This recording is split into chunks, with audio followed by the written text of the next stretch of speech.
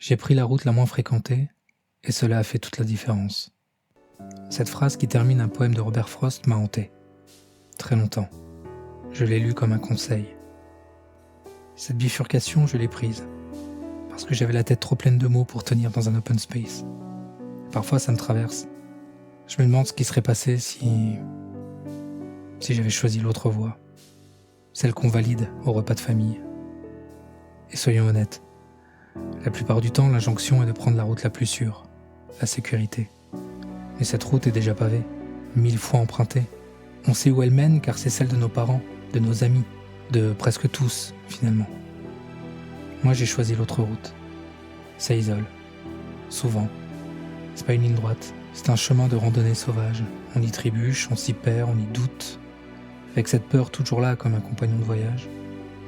Et c'est justement parce que ça fait peur que c'est la bonne direction.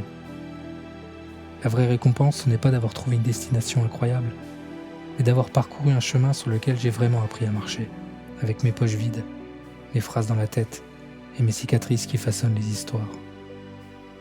Spoiler alerte, aucun GPS ne te guidera sur la bonne sortie à prendre. La réponse est quelque part dans le silence. Elle est la raison qui te réveille à 3h du matin. On croit choisir un métier, une passion. En réalité, on choisit simplement une des multiples versions de soi. Même si personne ne comprend. Même si tout semble incertain. C'est un choix qui nous engage et parfois qui nous consume. L'objectif n'est pas le succès ou l'originalité à tout prix. C'est d'apprendre à nager à contre-courant, à danser avec nos ombres, et à devenir celui ou celle qui ose regarder en arrière, en souriant.